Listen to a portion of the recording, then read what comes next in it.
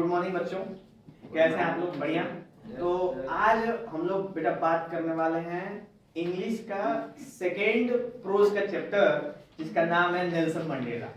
ठीक है, अब नेल्सन मंडेला की हम लोग बात करेंगे तो इसमें उनके जीवन से रिलेटेड इस चैप्टर के जो राइटर है वो भी नेल्सन मंडेला स्वयं है, यानी उनके ऑटोबायोग्राफी में से ये पार्ट निकाला गया। ठीक है, तो नेल्सन मंडेला इस चैप्टर के अंदर बहुत सारी बातों को बताएंगे और सबसे मेन सेंस था कि नेल्सन मंडेला थे कहाँ के? साउथ अफ्रीका के। ठीक है, तो उन्होंने वहां की कुछ जो प्रॉब्लम्स थे उसके बारे में भी इसमें डिस्कशन किया हुआ। ठीक है, तो सबसे पहले स्टार्टिंग करते हैं हम लोग। तो चैप्टर का नाम है बेटा नेल्सन मंडेला, उसके राइटर है नेल्सन रोजिलाला मंडेला, यानी कि ये बीच वाला पोर्शन है जिसको कहते हैं मिडिल नेम। ठीक है, तो हम जनरली बोलते हैं नेल्सन और मंडेला, बीच वाला पोर्शन नहीं बोलते हैं जनरली। हमें पता था कि बीच वाला पोर्शन पेरेंट्स के नेम को रिप्रेजेंट करता है जनरली। ठीक है, जो बीच वाला मिडिल नेम, और आपका ये फ्रंट नेम और ये होता है टाइटल, तो Nelson Mandela is the title. Okay,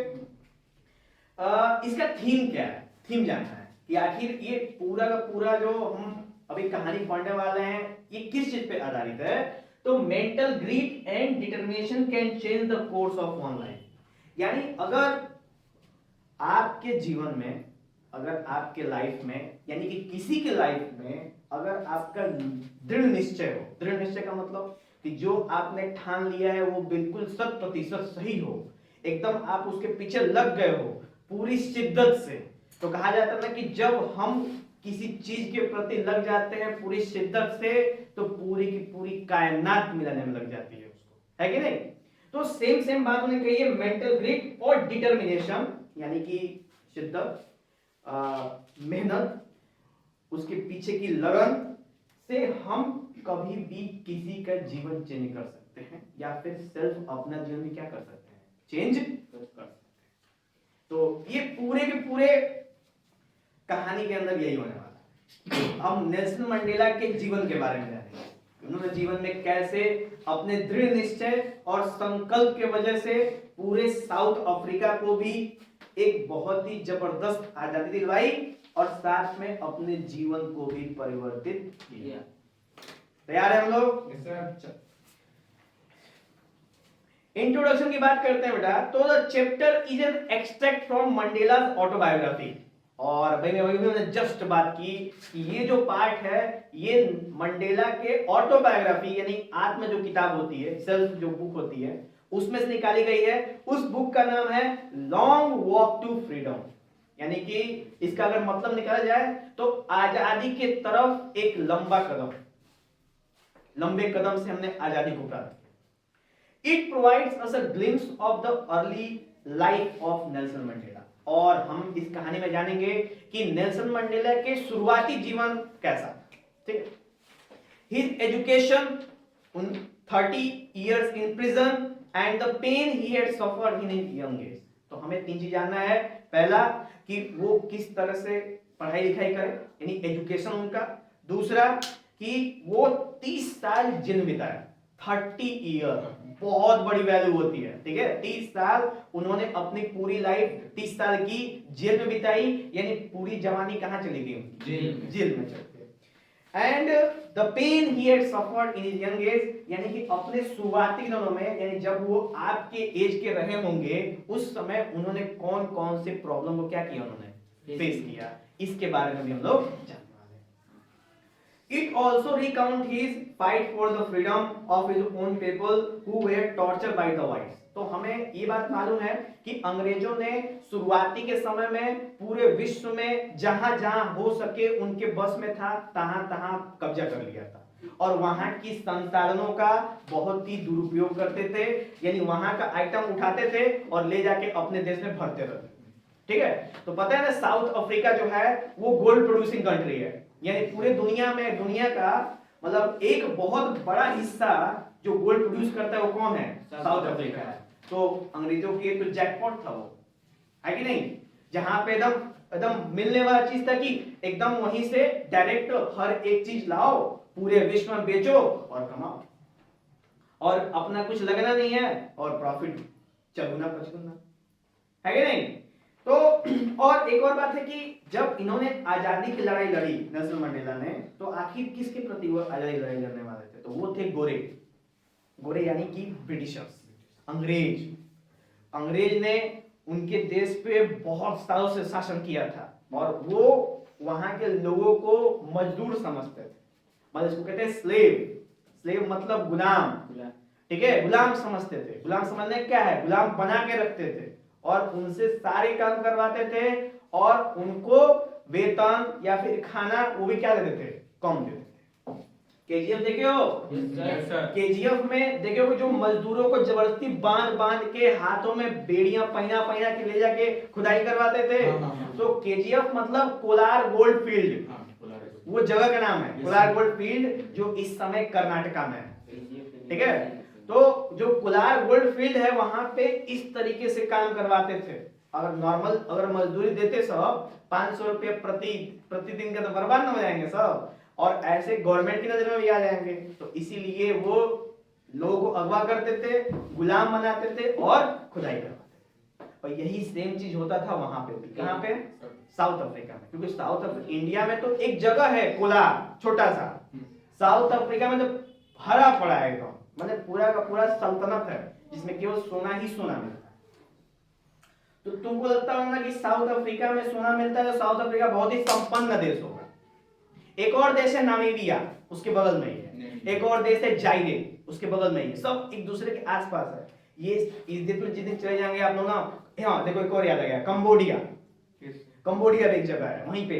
और नामीबिया की याद आपको अगर नहीं याद हो तो मोदी जी वहीं से चीता लेके आए थे नामीबिया से इंडिया में, ठीक है। और आज एमपी में एक मतलब फॉरेस्ट वाइल्ड लाइफ सेंचुरी के अंदर उसको बंद करके रखा गया है। वहीं पे सोचते हैं भाई इंडिया में चीता खत्म हो गया है तो उनका प्रजनन करवाया जाए, रिप्रोडक्शन करवाया जाए और उनकी जनसंख्या क्या किया जाए, ठीक है। तो कंबोडिया, नामीबिया, जाइरे, ये सब अगर आज तुम पहुंच जाओ ना, कसम से तुम लोग का धरती हिल जाएगी। हम लोग बात कर रहे थे कि अगर आप आज चले जाओ इन देशों में तो यहाँ की गरीबी, भूखनंगी देख के आपको आपकी आंखें चमिया जाएंगी। वहां जानते क्या सेंस है इसका? मतलब इसका सेंस है कि वहां पे लोगों को 2 टाइम का भोजन भी मिल पाएगा कि नहीं मिल पाएगा उसका भी कुछ अंदाजा नहीं है वहां। समझ लो ऐसी स्थिति है, वहां परिस्थितियां बनी हुई। वहां पे भले ही रिसोर्स हैं लेकिन उस रिसोर्स का प्रॉफिट उन लोगों को कभी नहीं मिलता है। पता है ना कि अगर कोई जगह है अगर कोई जगह है और जहां पे बहुत सारे रिसोर्सेज हैं और अगर आपके जो आपकी की जमीनें हैं और उसमें से तेल निकल गया, अगर आपके पास बाहुबल नहीं है तो कोई और लेके जाएगा, कोई और आगे कब्जा कर लेगा। क्या रह गया? सेम उन लोगों के साथ हुआ है। उन लोगों के पास रिसोर्स तो बहुत है लेकिन वो पावर नहीं है अंदर कि वो कंट्रोल वहां पे क्या कर सके, वो दिखा सके। उन लोगों को ऐसे वहां की प्रताड़ना दी गई है, ऐसे गुलामी की जंजीरों में जकड़ दिया गया है, ठीक है, कि उन लोगों को शिक्षा छीन ली गई है, एजुकेशन सिस्टम। अब सोचो अगर किसी देश को बर्बाद करना है तो वहां से एजुकेशन सिस्टम और कल्चर सिस्टम हटा दो, कल्चर वहां का, देश बर्बाद करने की जरूरत नहीं है। अंग्रेज भारत में 300 साल 400 साल राज कैसे किए? सोचो, यही कारण है, वो बुद्धि दिमाग लगाते थे। सोचो अंग्रेज 5000 10,000 अंग्रेज मिलके और पूरे इतने बड़े भारत पर राज करते थे, करीब 5000 10,000। हाउ हो सकते हो ना कैसे? ये थी दिमाग, क्या था? फूट डालो और राज, यही सिस्टम था। जैसे तुम दोनों राजा हो तो अंग्रेज गया सबसे पहले इस राजा के पास, कहा कि वो राजा बेकार है तो उसको मार दो, तो वो उसको पिटवा दिया तो अब उसका राज इसका हो गया। अब जब तुमसे कोई बड़ा राजा मिल गया तो ये उसके संग जाके मिल जाएगा, कहेगा उसको पिटवा दो, तुम्हारा राज हो जाएगा। ऐसे करके ये तो था इंटर वाला राज में।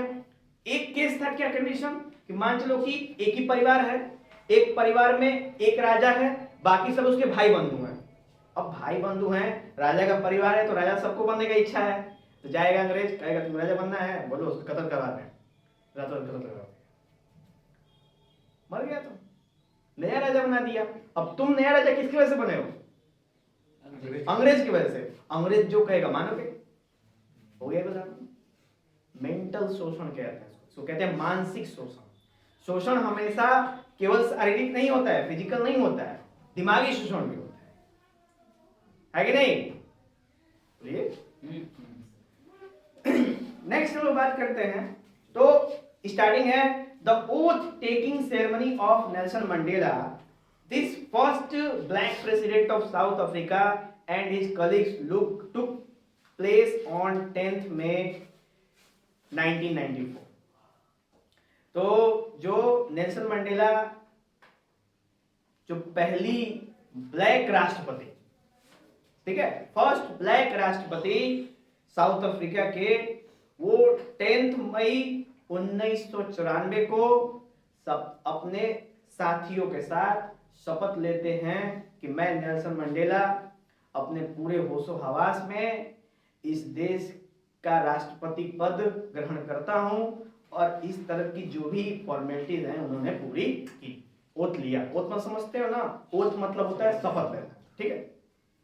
It was the historic occasion, ये बहुत ही ऐतिहासिक पल था। Dignitaries and representative 140 countries came to attend it, और लगभग पता है उनके राष्ट्रपति शपथ में 140 देश के टॉप लीडर्स आए थे वहां पे उनको देखने के लिए कि भैया वो बंदा जो 30 साल तक जेल में था, जब निकल के आया और राष्ट्रपति बना, तो भाई उसको देखने के लोग चाहिए ना। तो 140 देश के लोग आए थे। The ceremony took place in lovely sandstone amphitheater formed by Union Building in Pretoria। तो प्रिटोरिया एक जगह है, सिटी है, शहर है साउथ अफ्रीका में, जहां पे ये सारा प्रोग्राम ऑर्गेनाइज किया गया। कहां पे? Amphi theatre. एम्पी थिएटर का मतलब अगर बता दूं मैं आपको, तो कभी कॉलेज देखे हो मूवीज में, तो कॉलेज में क्या होता है ना कि ऐसे ही स्टैंड होता है और पीछे ऐसे सीढ़ी की तरह होता है। yes, उसी टाइप को उसको बोलते हैं एम्पी थिएटर। क्या बोलते हैं उसको? Amphi theatre. तो एम्पी थिएटर में ये सारा प्रोग्राम क्या हो रहा था? ऑर्गेनाइज हो रहा था।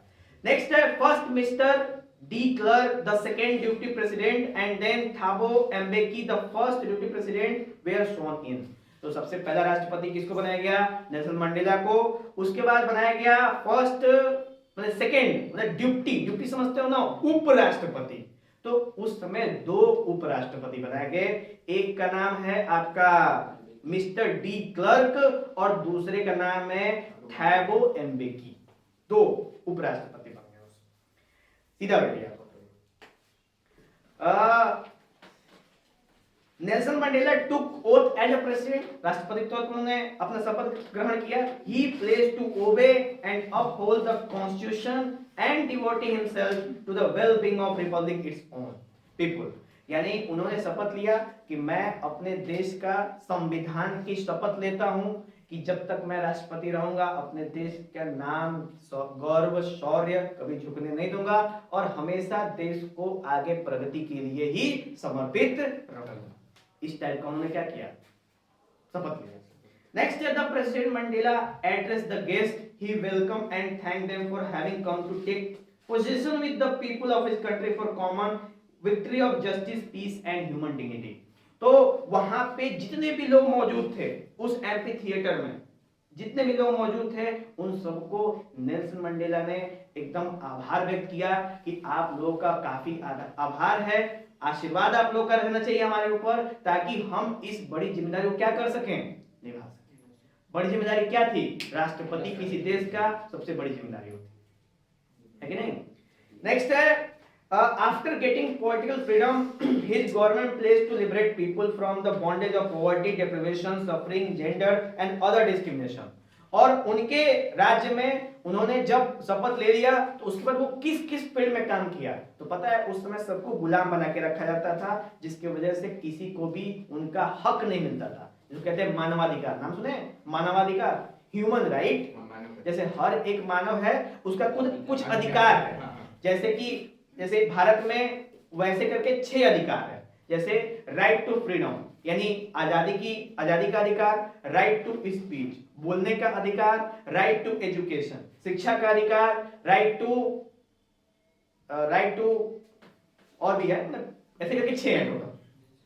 एजुकेशन है मतलब आप किसी किसी ह्यूमन का ट्रैफिक जैसे व्यापार नहीं कर सकते, मानव व्यापार, मानव तस्करी नहीं कर सकते, ये भी आपका फंडामेंटल राइट है। ठीक है, अगर मानव तस्करी करते हुए पकड़े गए तो देशद्रोह का केस बनता है। मानव तस्करी समझते हो ना, मानव तस्करी, अरे इंसानों को बेचना, जैसे कहे ये 50 रुपए बेच दिए ले जाके, मिल गया पैसा, इसको बोलते हैं ह्यूमन ट्रैफिकिंग। और सबसे ज्यादा ह्यूमन ट्रैफिकिंग पता है किसकी होता है? गर्ल्स का, लड़कियों का होता है। और पता है कौन सी जगह से होता है सबसे ज्यादा? इंडिया में कहां से? नहीं नहीं साउथ नहीं दिल्ली से, नहीं यूपी से, नहीं, हरियाणा, रहने दो, मान जाओ हरियाणा में तो है ही नहीं है, सब होता है सबसे ज्यादा पश्चिम बंगाल से। ठीक है, सबसे ज्यादा जो तस्करी होती है वो पश्चिम बंगाल से होती है, बहुत हाई लेवल में, क्योंकि वहां पे पता नहीं किस लेवल की गवर्नमेंट है, क्या समझती नहीं समझती अपनी अपनी बात। ठीक है, नेक्स्ट हम बात करते हैं after the ceremony the display of military force was carried out. तो पता है ना कि 26 जनवरी आने वाला है हम लोग का, या 15 अगस्त होता है, तो सेना राजपथ पे, शौर्य पथ पे क्या करती है? अपना पराक्रम दिखाती है, फिर सलामी देते हैं सब। तो वैसी सलामी फिर नेल्सन मंडेला को उनके आर्मी द्वारा मिलती है। ठीक है, नेक्स्ट है finally the jets of smoke trails of different colors and golden color of the new South African flag in the end two national anthem was sung by the white and the black। तो इसके अंदर क्या होता है ना कि फिर हवाई जहाज ऊपर उड़ता है। तो पता है ना कि एक हवाई शो होता है, एयर शो कहते हैं उसको। एयर शो में फाइटर जेट और क्या कहते हैं हेलीकॉप्टर्स ऊपर जाते हैं, और ऊपर जाने के बाद रंग बिरंगी फूल है, तो कलर्स है। तो पता है ना कि 26 जनवरी के दिन जब फाइटर ऊपर जाते तिरंगा बनाते हैं, तिरंगा झंडा। तो वैसे ही उस समय वहां के जो आर्मी के थे, हेलीकॉप्टर्स, फाइटर जेट्स, वो भी ऊपर गए और साउथ अफ्रीका का झंडा क्या किया उन्होंने? आसमान में बनाया। ठीक है, नेक्स्ट है और फिर उसके बाद राष्ट्रगान गाया गया। राष्ट्रगान गाया जाता है 26 जनवरी के दिन। तो समझ लो कि वो दिन मान लिया गया कि आजादी का दिवस है, तो वो दिन ही बना दिया गया हर एक चीज साउथ अफ्रीका। ठीक है, तो वहां पे 2 गाना गाया जाता है, 2 नेशनल एंथम है वहां पे। ठीक है, और वो दोनों नेशनल एंथम ब्लैक भी गाते हैं और व्हाइट भी गाते हैं, दोनों में। नेक्स्ट है later on that day Mandela reform history in the first decade of the 20th century, a few years after Anglo-Boer War before his birth. The white-skinned patch of their difference and erected a system of racial domination against the dark-skinned people of South Africa. अब देखो इसमें क्या है कि उसके बाद Mandela ने एक इतिहास रचा भाई। क्या इतिहास रचा? कि 20वीं शताब्दी में पहली बार ऐसा होता है किसी देश में जहां पे गोरों के राज करने के बाद कोई ऐसा प्रेसिडेंट बनता है जो किस कलर का है? ब्लैक। क्योंकि हमेशा से पूरी दुनिया में डिस्क्रिमिनेशन किया जाता है। क्या किया जाता है? भेदभाव किया जाता है। किसके किसके बीच में? गोरे और कालों के बीच में। हमेशा गोरे समझते हैं कि हम क्या हैं? सुपीरियर हैं, और जो काले हैं उनको समझते हैं वो क्या है? इन्फीरियर है। सुपीरियर मतलब सर्वोत्तम, सर्वोत्तम समझते हैं, और इन्फीरियर का मतलब लोवेस्ट वाला, डाउन वाला समझते हैं। ठीक है, ऐसा है नहीं है। Everyone is human. केवल कलर के हिसाब से आप किसी को कैसे डिसाइड कर सकते हो? एक इतना बताएं, दुनिया की सबसे सुंदर महिला ब्लैक है। यस बताओ, क्या ही डिसाइड कर सकते हैं? कौन है सर? कोई है? नाम नहीं है हमको, आइडिया उस चीज का। हाँ, अब कहीं की भी है लेकिन वो ब्लैक है, ये पता है। ठीक है, तो बताओ हाउ इट्स पॉसिबल? मतलब उसको क्या बोलेंगे? Miss universe? नहीं, द मोस्ट ब्यूटीफुल लेडी। हाँ, ठीक है। नेक्स्ट हम लोग बात करते हैं, it was the birth of apartheid, the harshest in human creation. Now in last decade of 20th century, the system has been overturned forever. Recognize the rights of the all people, irrespective of color, skin and religion. यानी कहने का मतलब है कि Nelson Mandela ने 30 साल अपना जीवन व्यतीत किया जेल में, तो क्या मतलब पापड़ बेल रहे थे वहां पे? नहीं, वहां पे वो प्लान बना रहे थे कि जब मैं यहां से निकलूंगा तो आखिर सबका समानता का अधिकार, जिसको कहते हैं राइट टू इक्वलिटी, वो भी एक ह्यूमन राइट है। सबको दिलवाऊंगा, चाहे वो ब्लैक हो चाहे व्हाइट हो, किसी में भी भेदभाव नहीं होना चाहिए। ठीक है, क्योंकि केवल स्किन के हिसाब से भेदभाव आज तक हो रहा है, लेकिन अब आगे नहीं होगा। तो उन्होंने सारे कुनीतियों को जो पहले हो चुके थे, उस सबको क्या कर दिया, खारिज कर दिया, खत्म। ठीक है, नेक्स्ट है he remembered the suffering and courage of thousands of patriots who participated in a long struggle but were not there to witness the fruit of their achievement। तो पता है ना कि जब एक मंजिल की हम लोग बात करते हैं, ठीक है, जब एक मंजिल की बात करते हैं हम लोग, तो उस मंजिल में उस एम के लिए बहुत ज्यादा परिश्रम करना पड़ता है। अब जैसे हमारी देश की आजादी हुई थी, तो उस आजादी में केवल महात्मा गांधी ने आजादी दिलवाई थी, नहीं, उसके अंदर सुभाष चंद्र बोस, क्या कहते हैं, भगत सिंह, सुखदेव, राजगुरु और इत्यादि इत्यादि, जिनके बारे में हम लोग नहीं जानते हैं, नाम नहीं जानते, उनका भी क्या है, अहम रोल है, क्योंकि उन्होंने अपने जान देके क्या किया, हमारे देश को आजाद करवाया। बस इसी तरीके के लोग थे।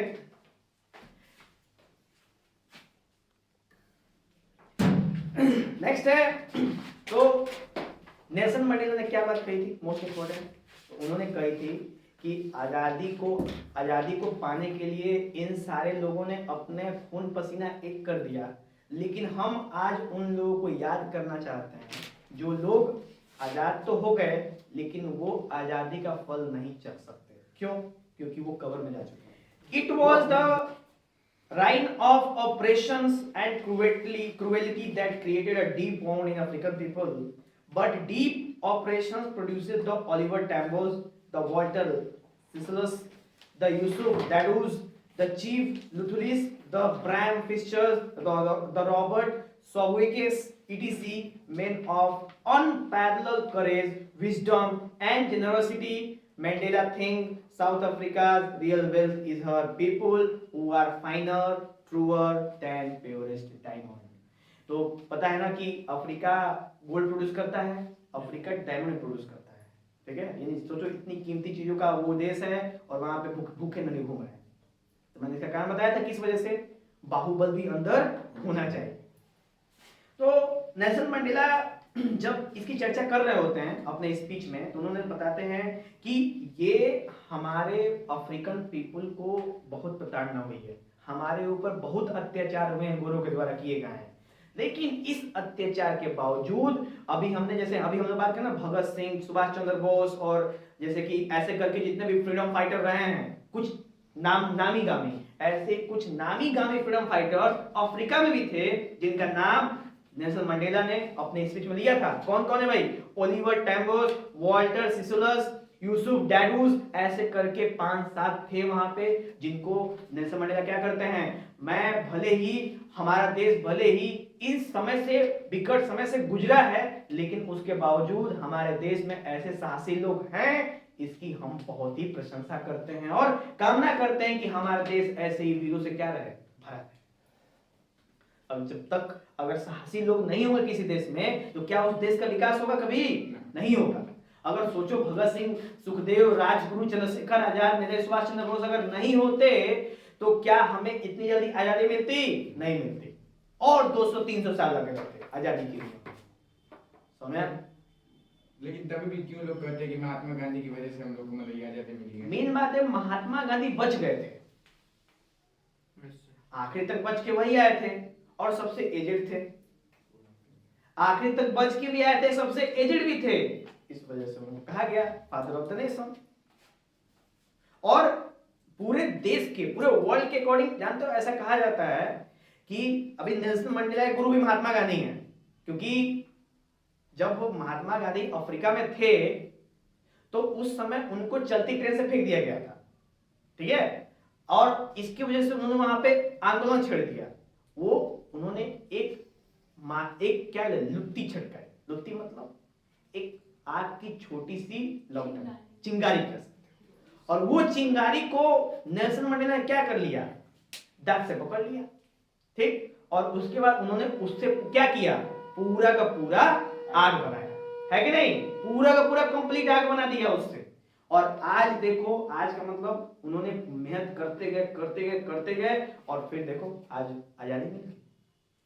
भले ही गांधी जी का जो नेचर है वो नेल्सन मंडेला से अलग था, लेकिन पता है ना कि कोई भी 100% सही नहीं होता है। सबसे कोई भी यहाँ पे भगवान नहीं है, सब इंसान है, इंसानों से ही गलतियां होती हैं, लेकिन तब हम अच्छे होते हैं जब अपने गलतियों को एक्सेप्ट करते हैं बजाय बहसबाजी करने के।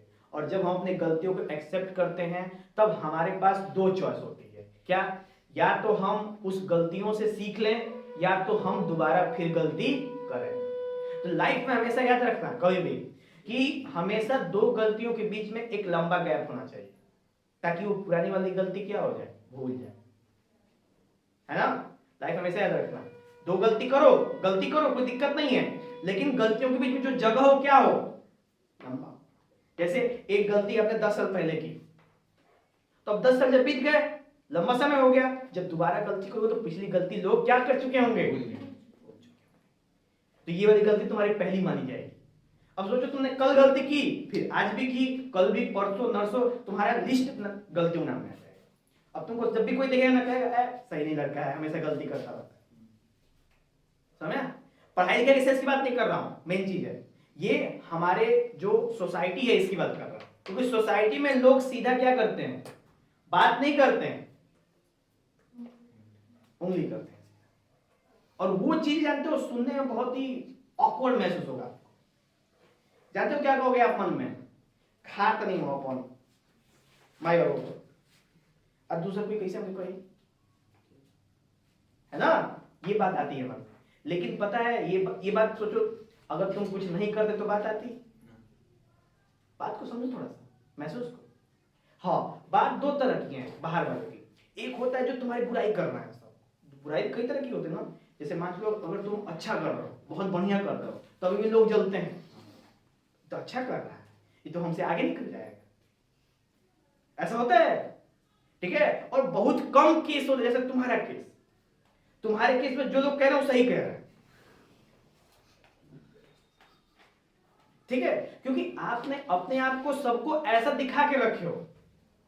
अब जब भी कहीं जाते हो दिखा देते हो कि हम कौन है, हम कैसे हैं, यही समस्या है।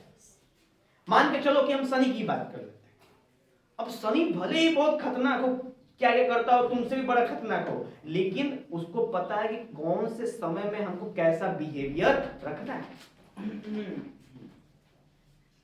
समझ? तो वक्त वक्त की बात है, दिमाग में रखो हमेशा तुम लोग। चलो नेक्स्ट आगे बात करते हैं हम लोग। वो है कि if it is not the absence of fear but victory over it, no one is born to hate another on the basis of color of skin or religion। तो उन्होंने ये बात कह दी, कैसी बात,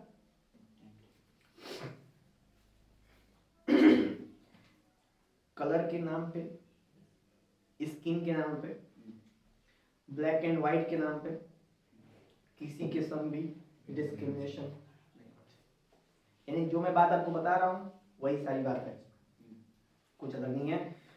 नेक्स्ट है, Nelson Mandela was of the opinion that every man has twin obligations, one towards his family and other towards his people and his country. In the reign of apartheid, if one tried to fulfill his duty towards his people, he was ripped of his family and home।